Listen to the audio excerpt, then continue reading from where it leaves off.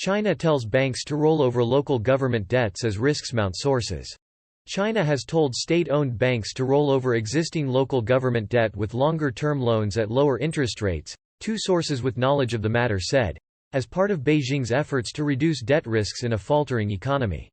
Debt-laden municipalities represent a major risk to the world's second-largest economy and its financial stability, economists say, amid a deepening property crisis, years of overinvestment in infrastructure and huge bills to contain the COVID-19 pandemic. Local government debt reached 92 trillion yuan, $12.58 trillion, or 76% of the country's economic output in 2022, up from 62.2% in 2019. Part of that is debt issued by local government financing vehicles, LGFVs, which cities use to raise money for infrastructure projects, often at the urging of the central government when it needs to boost economic growth.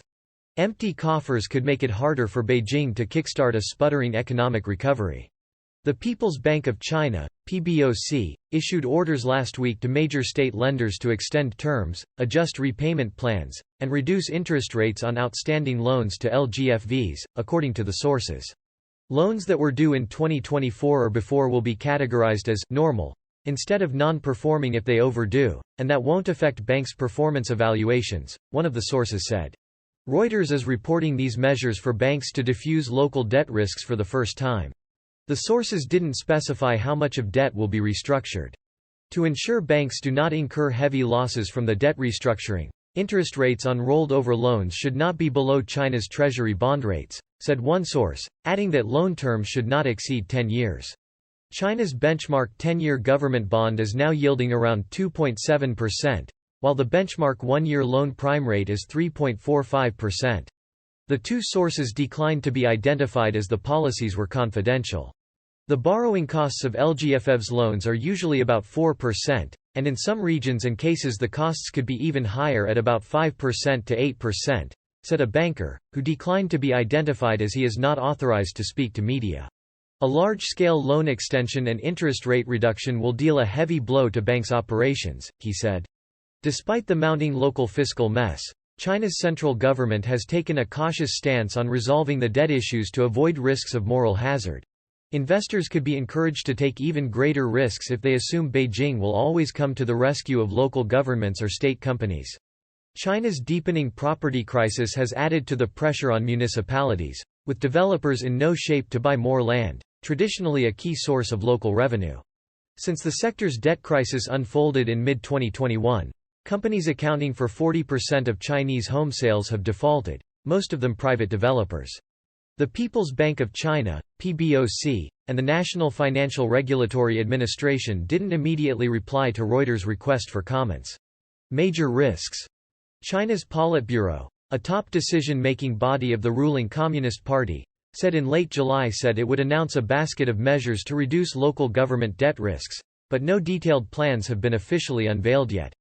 Gradually paying off total local government debt over 20 years would require annual payments of 6.5 trillion yuan, analysts at ANZ Research said in a note last week.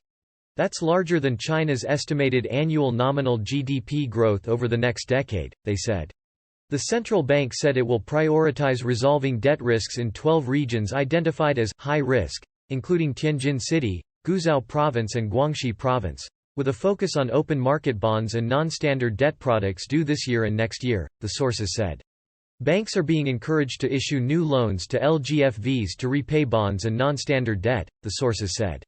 And, Chinese investors are rushing to buy bonds of LGFVs, including from the riskiest issuers, as Beijing's attempts to reduce local debt risks encourages them to bet on an implicit government guarantee. Debt payment cliff. LGFVs face significant bond maturity pressure in 2023 and the first half of 2024, according to a research note by UBS. Over 2.1 trillion yuan LGFV bonds matured in the first half of 2023, and another 1.75 trillion yuan in the second half of this year and 1.69 trillion yuan in the first half of 2024, the highest maturity pressure in history, the note said.